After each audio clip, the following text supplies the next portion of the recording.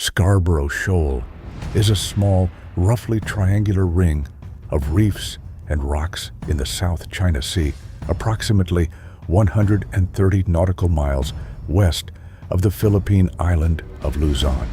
It encloses a lagoon that Filipino fishermen had worked for generations before anyone in Beijing or Manila or Washington thought carefully about what its geographic position meant for the balance of power in the Western Pacific. What its position means is this: Scarborough sits at the intersection of the sea lanes that connect the northern and southern South China Sea, within striking range of the main Philippine island chain, and close enough to the Philippine military's western-facing facilities that any power controlling the shoal controls the approach geometry to the Philippine archipelago from the west. It is a feature of marginal intrinsic value. No fresh water, no significant land area, no resource of its own worth. The international friction that its status has generated, that occupies a position of considerable strategic significance by virtue of where it sits in the ocean. China seized control of Scarborough Shoal from the Philippines in 2012, following a standoff in which the two nations' Coast Guard vessels faced each other in the lagoon's entrance for several weeks before a diplomatic arrangement, never fully honored by Beijing, was supposed to restore access to the shoal for Filipino fishermen. China's Coast Guard vessels did not leave. Filipino fishermen were blocked from entering the lagoon they had worked for decades.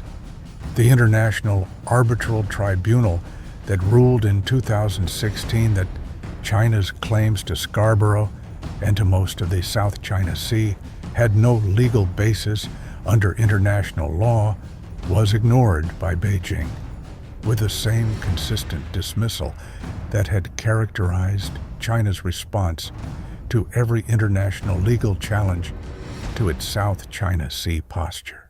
The Filipino military outposts on the Second Thomas Shoal and on several other features in the Spratly Islands to the southwest were a different problem, a problem that had become, in the years since China's militarization of the artificial islands in the Spratlys had accelerated, one of the most consistently dangerous gray zone situations in the Indo-Pacific. The Philippine military maintained small garrisons on several natural features in the Spratlys, and those garrisons required resupply, food, water, fuel, medical supplies, personnel rotation, that the Philippines attempted to deliver by small boat on a regular schedule that the China Coast Guard and the plan had made systematically more difficult with each passing month. The water cannon incidents, the laser illuminations, the physical blocking of resupply vessels by CCG ships positioned in the approach channels. The pattern had escalated steadily, producing a situation in which the Philippines was conducting resupply missions under conditions that required their closest ally to be present in sufficient force to make Chinese interference operationally costly. The United States Navy had been providing that presence with increasing frequency, not inserting itself into the resupply missions directly. The resupply was a Philippine operation conducted by Philippine vessels with Philippine military personnel, but positioning American warships in the area during resupply windows in a manner that made it unmistakably clear that any Chinese action against the Philippine vessels would be taken in the presence of American combat power. The message was calibrated to avoid direct confrontation while establishing a cost threshold that Chinese commanders were expected to calculate before acting. The resupply mission scheduled for this Wednesday had been planned for 2 weeks. The Philippine supply vessel, a modified civilian fishing boat, 22 meters long, carrying food, water, medical supplies, and 4 military personnel rotating onto the garrison at Second Thomas Shoal, had departed Palawan before dawn. Its route took it southwest through the Spratly approaches, then northwest to the shoal, a journey of approximately 6 hours in calm weather. The American destroyer had been in the operating area since Tuesday afternoon, positioned north of Second Thomas Shoal in a location that placed her between the Chinese-held features in the Spratlys and the resupply vessel's intended route. The China Coast Guard vessels had been tracking the resupply vessel since its departure. But on this Wednesday morning, something different appeared in the operational picture. The CCG's response was not the 2 or 3 Coast Guard vessels that had been the standard blocking force for previous resupply attempts.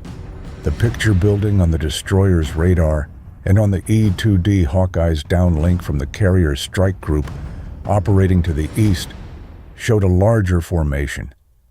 4 CCG vessels, 2 of them the large Type 718B class that displaced approximately 3,000 tons, positioned in a line that bisected the resupply vessel's approach route to Second Thomas Shoal. And surrounding the CCG formation, distributed across a wide arc that extended several miles in every direction, were the radar returns of fishing vessels, many fishing vessels. The count on the surface search radar at 7:44 was 47 distinct small contacts occupying the water between the destroyer's position and the Philippine resupply vessel's intended destination. 47 fishing vessels, 4 CCG ships, the maritime militia, China's network of fishing boats crewed by personnel with military connections and coordinated by planned shore commands, had been assembled in force. It was a Wednesday. The time was 7:44 local. The South China Sea in the Spratly operating area was running with a light northeast swell, visibility good at 12 miles, the morning sun at low angle illuminating a sea surface that was, from the destroyer's bridge, beginning to fill with the white hulls of Chinese fishing vessels, arranging themselves into a formation that was not what fishing looked like. The commanding officer arrived in the Combat Information Center at 7:47. She read the picture. "Contact count on the fishing vessels," she said. 47 confirmed contacts, ma'am. All small craft, consistent with maritime militia fishing boat profile, distributed across a front approximately 8 miles wide, centered on the resupply vessel's approach track. The 4 CCG ships are positioned behind the fishing boat line, between the militia layer and Second Thomas Shoal, layered. A screen of fishing vessels in front, CCG vessels behind. The militia layer served multiple purposes simultaneously. It created a physical obstacle that the resupply vessel could not navigate through without risking collision. It provided ambiguity about the nature of the threat.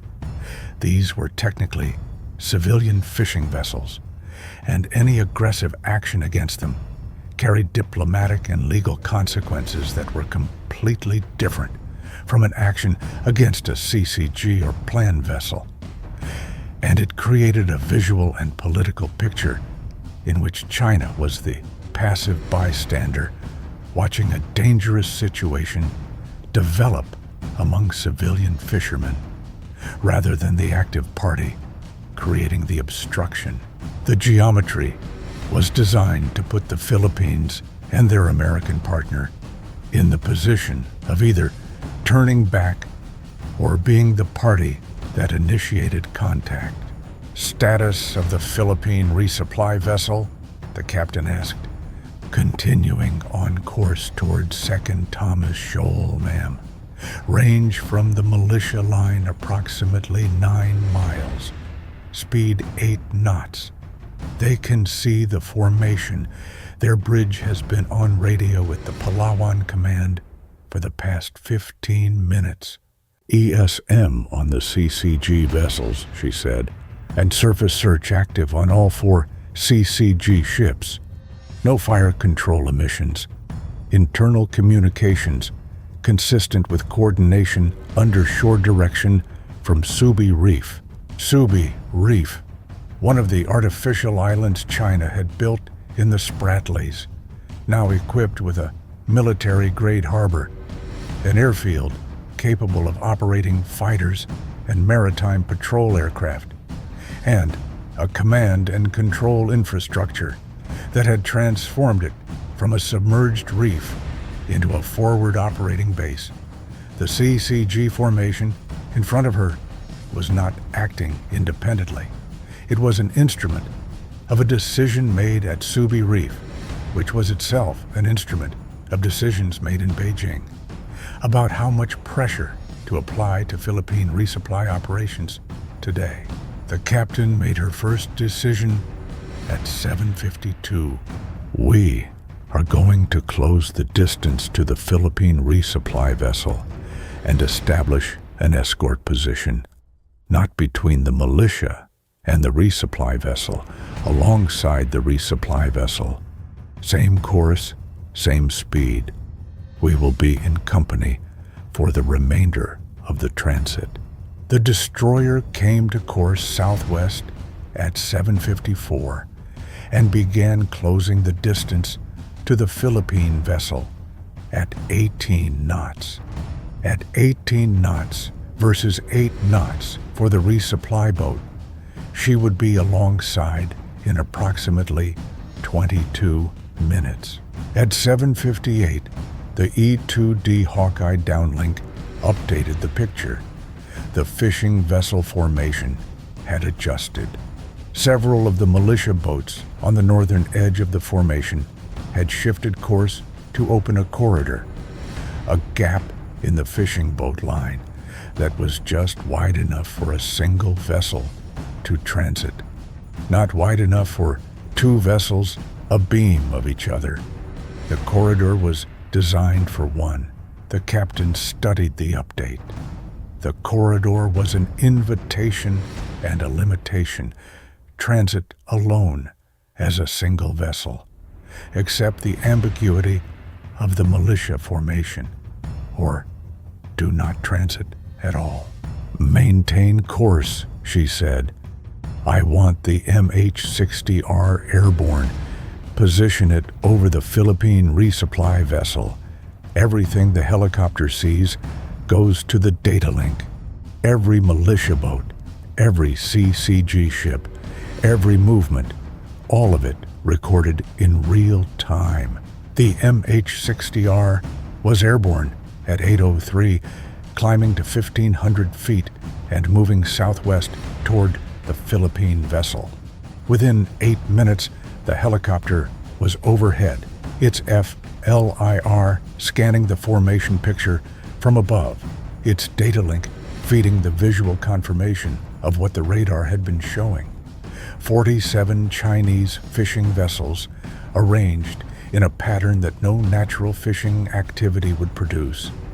Their distribution too regular, their positioning too deliberate, their collective behavior too coordinated to be anything other than what the intelligence database had been classifying it as for 3 years.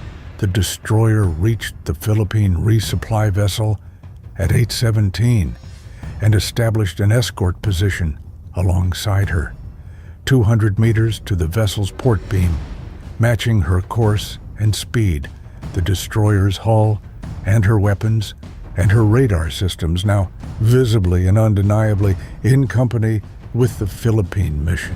At sea, distance is language, and an Arleigh Burke-class guided missile destroyer 200 meters off the port beam of a Philippine resupply vessel, speaks a language that every CCG commander and every planned shore authority and every fisherman in a militia formation understood the moment it happened.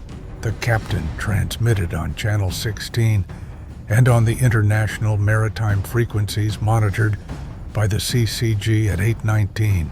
All vessels in the operating area of Second Thomas Shoal. This is a United States Navy warship operating in the South China Sea in international waters. We are in company with a Philippine resupply vessel conducting a lawful resupply mission to a Philippine military installation in accordance with international law. The Philippines has sovereign rights over its military installations and the right to maintain and resupply them. Any vessel that impedes, blocks, or interferes with this resupply mission will be engaged with appropriate response under the mutual defense obligations of the United States-Philippines Mutual Defense Treaty. All vessels in this area are directed to maintain safe navigation and to clear the approach route to Second Thomas Shoal. All movements are being recorded and transmitted to the Commander, United States Indo-Pacific Command. Mutual Defense Treaty. The citation was deliberate and precise. The 1951 Mutual Defense Treaty between the United States and the Philippines, which the Biden administration had formally confirmed in 2023, applied to armed attacks on Philippine armed forces, public vessels, or aircraft in the South China Sea, was the legal architecture that transformed the resupply mission from a bilateral Philippine problem into a scenario with direct American military defense obligations. By citing it explicitly on the international frequency, the captain had placed every subsequent Chinese action in a context where the next escalation carried treaty-level consequences. The militia formation did not respond on Channel 16. The CCG vessels did not respond. The corridor in the fishing boat line remained open. The Philippine resupply vessel and the destroyer closed the militia line together at 8:31. The corridor that had been opened for a single vessel was not wide enough for both. The nearest militia boat on the corridor's northern edge was approximately 60 meters from the destroyer's starboard side as the two vessels entered the gap. 60 meters.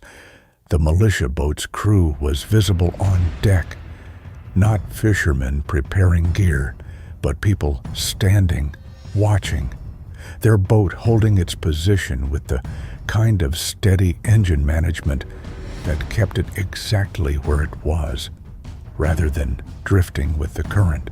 The destroyer passed through at 8 knots alongside the Philippine vessel. Neither vessel deviated from course. The helicopter was overhead, recording everything at 1,500 feet. The militia boats on either side of the corridor held their positions without advancing. At 8:34, a second militia boat on the southern edge of the corridor adjusted its position, closing the gap slightly, reducing the clearance between its hull and the destroyer's starboard side to approximately 40 meters. The adjustment was small. It was deliberate. Log the adjustment, the captain said. Position, time, vessel identifier from the Hawkeye's visual feed. That is an intentional reduction of navigation clearance during a transit. It goes into the record as a navigation hazard created deliberately. At 8:37, the CCG formation responded to the destroyer's passage through the militia line. the two Type 718B vessels, the largest of the CCG ships, altered course to parallel the destroyer's track, positioning themselves on the destroyer's port side at a range of approximately 1 mile. They were not blocking, they were shadowing. A 2-mile separation with two 3,000-ton CCG ships running parallel to an American destroyer and a Philippine resupply vessel was a physical presence, a recorded proximity, and a signal to the shore command at Subi Reef that the American formation had penetrated the militia layer and was continuing. The captain transmitted a second message at 8:41. CCG vessels now paralleling our course. This is the United States Navy. You are in proximity to a lawful Philippine resupply mission, escorted by a United States Navy warship. Your parallel track is noted and logged. You are advised that any attempt to close distance to the Philippine vessel or to interfere with the approach to Second Thomas Shoal will be treated as interference with a lawful military resupply operation covered under the United States-Philippines Mutual Defense Treaty. Maintain your current distance. The CCG vessels maintained their parallel track. They did not close. At 8:54, the Second Thomas Shoal's BRP Sierra Madre appeared on the visual horizon, the rusting hulk of a deliberately grounded Philippine Navy ship that served as the physical basis for the Philippines' presence on the shoal, her deck housing a small Marine garrison that had been living on rations and determination, while their government and their ally worked the problem of keeping them supplied. The resupply vessel altered course slightly to approach the BRP Sierra Madre's transfer point. The militia formation had thinned as the two vessels had progressed. The original 47 contacts had not followed them through the corridor. They had held their positions, watching the transit, and as the range to Second Thomas Shoal had decreased, the militia boats had progressively opened their spacing.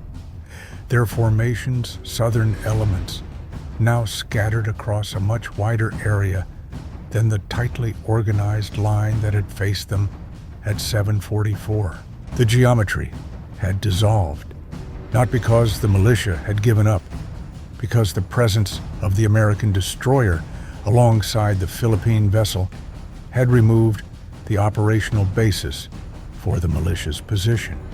A militia formation that creates ambiguity and decision pressure against a single small Philippine boat creates a different calculus when an Arleigh Burke is 200 meters off that boat's port beam.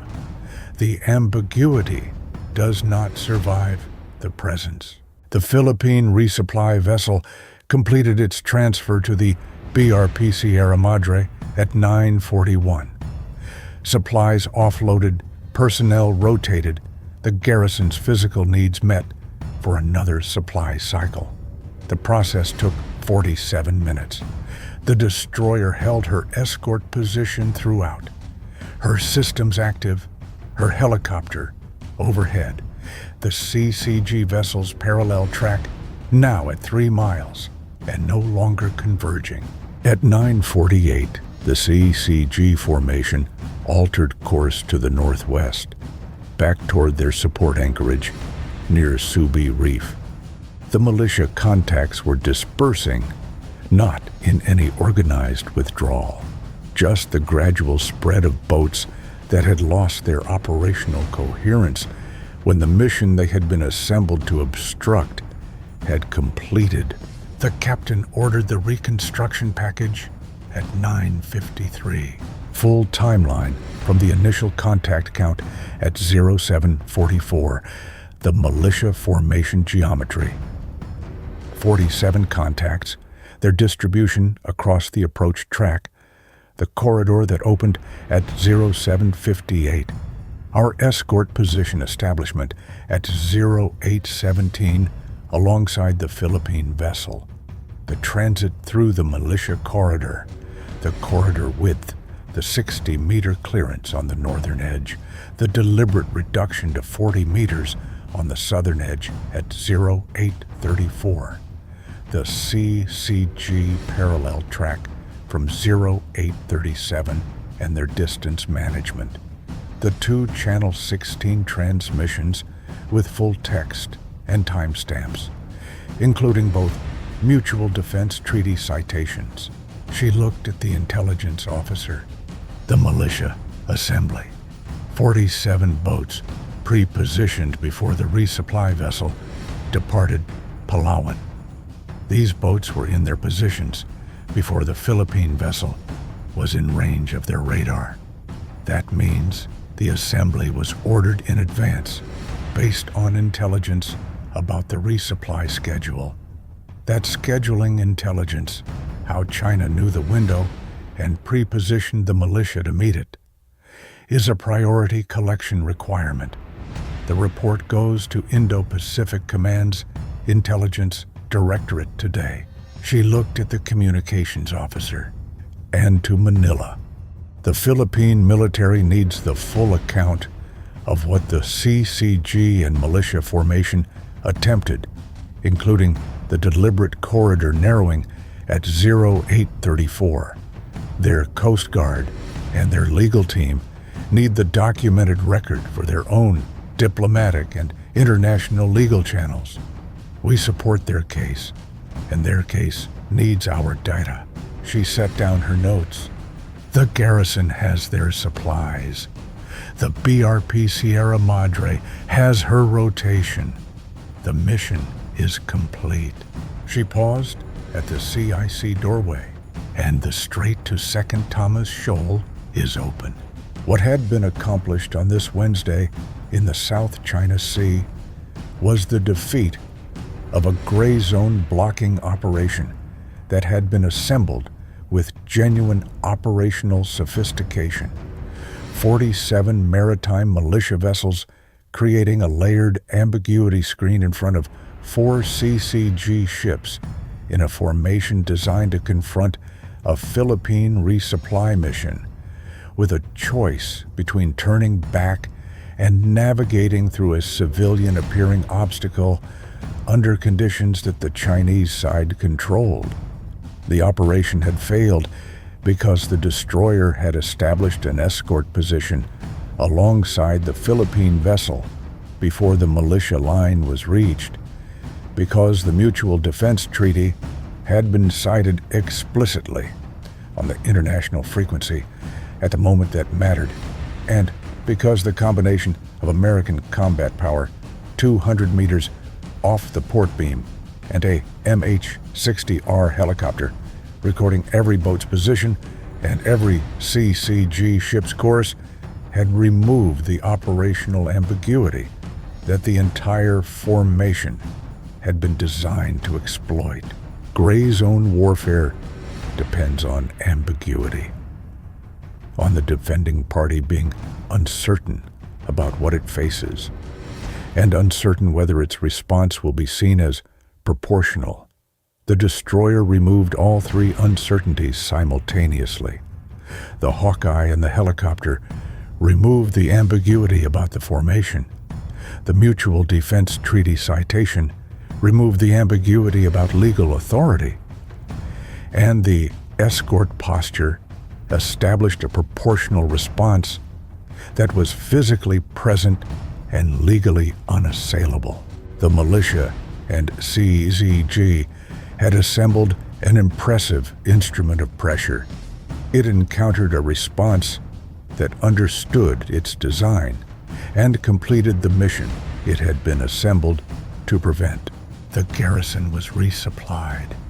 The corridor to Second Thomas Shoal remains open, one transit at a time.